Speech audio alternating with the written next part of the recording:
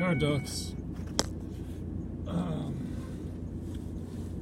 don't know, let's try to think of a topic we could talk about extensively. What we talked about? Cars and car talks. I don't know, I've already talked about cars a lot. My favorite car company, I think pretty much everyone who's, 120's favorite car company is Tesla. And they recently showed, that they had a pretty good quarter. Shanghai factory is ahead of schedule.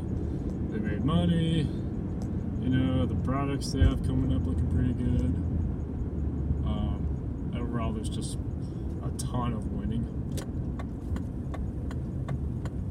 And,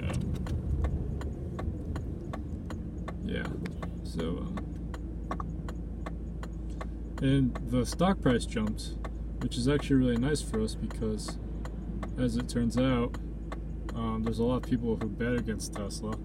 They short it, and then they go on the air and they make fun of it. They say this is a terrible car company, and they scare away, potentially future investors if Tesla ever needs to raise capital for something. And they create doubt about Tesla and the mission. And they haven't been too successful, obviously, because Tesla's still doing amazing. But they're actively fighting against probably one of the best companies out there. It's American made, and it's. I don't really care too much about climate change, but it's not contributing to climate change. It's contributing to sustainable energy consumption and generation. And so they're advancing technology, safer cars. So there's a lot of pros about Tesla, and yet people still doubt that people want the product for it. And it's ridiculous. You doomed yourself, of course, but this was completely avoidable. And everyone who's been telling you why it's been avoidable, is laughing at you now because you lost all your money and now you're broke.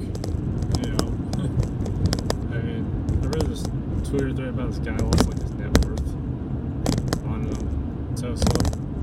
Just you stupid idiot.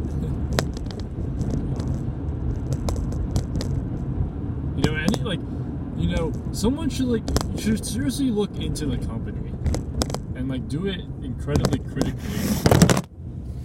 If you're gonna put such a massive position on it, you should understand what you're betting against. And if you're betting against it, you don't understand it, and that's very clear because you lost all your money. So you're stupid, and you deserve it. Not a lot of sympathy for you. You messed up.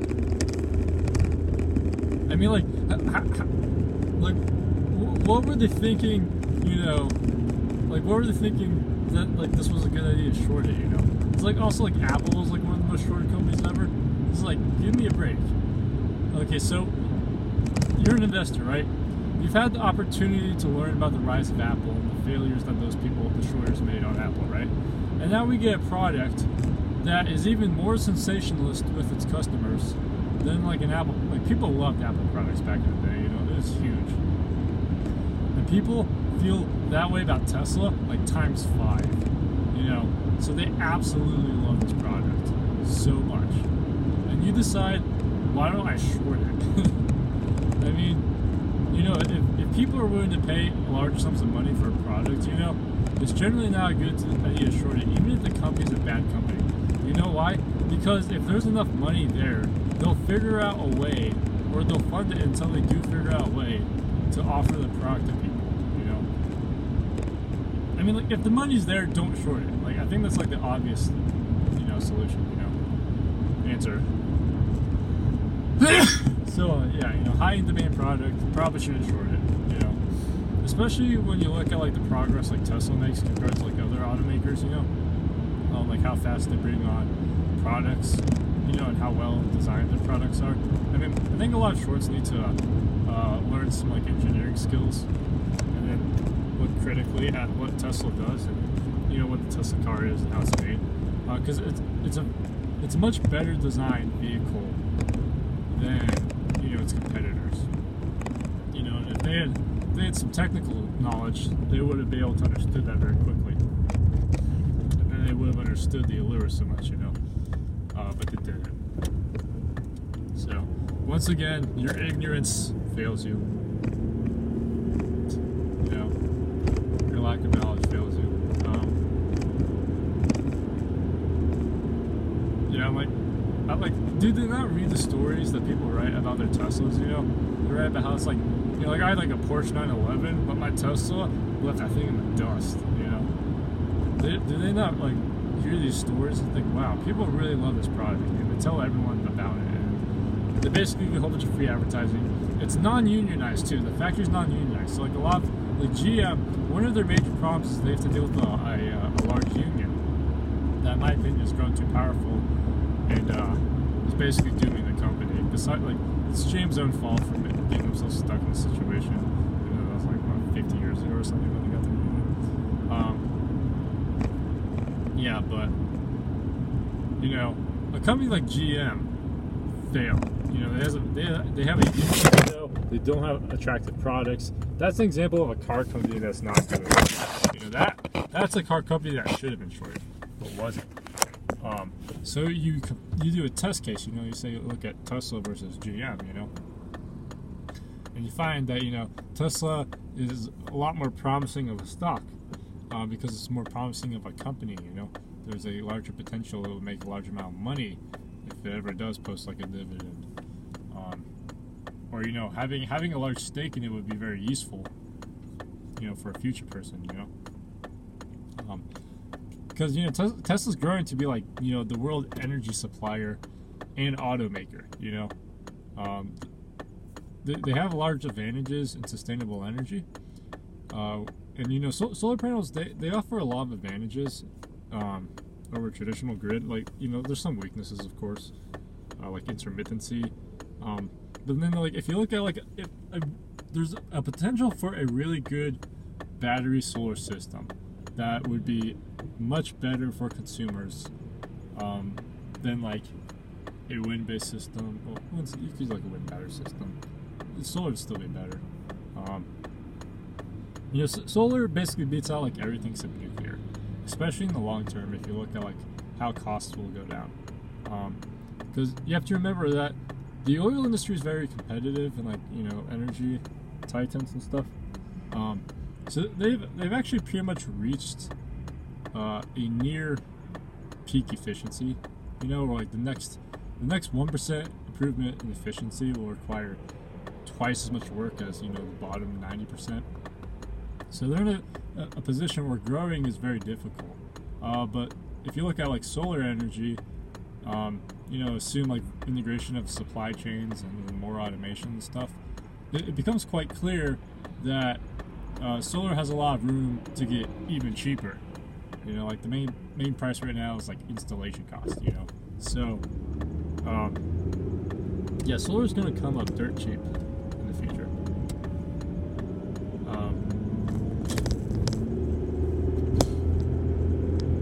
And Tesla has insane demand for its automobiles. Like, if you had money to buy any car you want, you know, you'd want a Tesla, basically, is how it goes.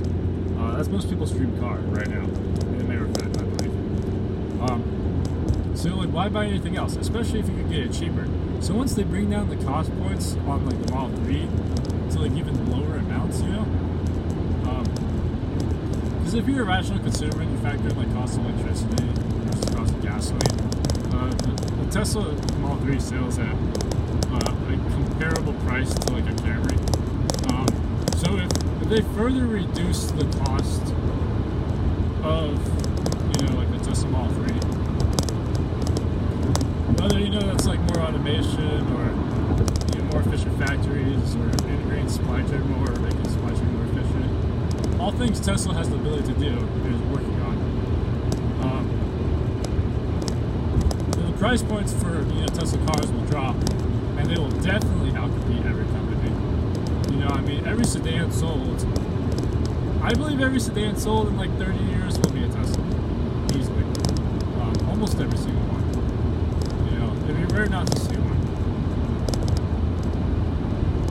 It might get broken up because it's a monopoly. That's how great it's going to be. You know, it's very obvious when you see it. They're leaps and bounds ahead of their competitors in the technology, and especially with the factories. You know, other car companies don't have the factories to produce, you electric cars, and it's not realistic that they could attain them in a time frame where they could be competitive with Tesla on cost. And also, even when other car companies design electric cars, they tend not to do it very well right now. And so no one's choosing other electric cars over a Tesla. For example, the Taycan, the Porsche Taycan, right? It's like the most expensive R&D investment a company's ever made. You know, I mean, okay, all of GM's R&D investment, like last year or something, I forget what the time frame was. They made like a $34 billion investment in R&D over some time frame. That's like half of Tesla's market cap. It's ridiculous. So they're just slow, they're inefficient, they're stupid. Like, and look at the products GM has. You know, they don't even have that good of products. The Porsche Taycan can't even compete with the Model S, the car that came out in 2012. And like current Tesla vehicles are very like high ahead in terms of autonomy. So there's even more reason to believe, you know, the price, because like if you have like a sharing economy with a Tesla service, there's even more reason to believe that the cost will go down. You know, if you're using the same car and do like 10 times as much work, you know, it's you make 10 times more money. So, yeah, it's absolutely ridiculous how like well everything is lining up for Tesla, and how much people just still doubt it. You know, it's like the most short stock ever, I think. And it's going to wipe the floor. You know, it's gonna, because here's the thing, they also have an advantage in over peaker power plants. So a lot of people don't understand this aspect of Tesla business. But Tesla manufactures batteries at a very competitive price. So competitive that they are cheaper and better to use than a peaker power plant, which most countries have peaker power plants, which is basically, so you have a baseload plant which produces like the minimum amount of energy consumed by a country, and then you have peaker plants to handle like the, you know, at night you get more energy consumed, so you need extra power plants to ramp up and do that stuff. The peaker plants are inefficient, and they're electrical, but the process of energy generation is not electrical, so it's variable. So they can't produce, I mean, it's actually kind of difficult to line up producing energy at exactly how much energy is needed, so you end up wasting some energy, because you have to run to the ground, because you overproduce, you know.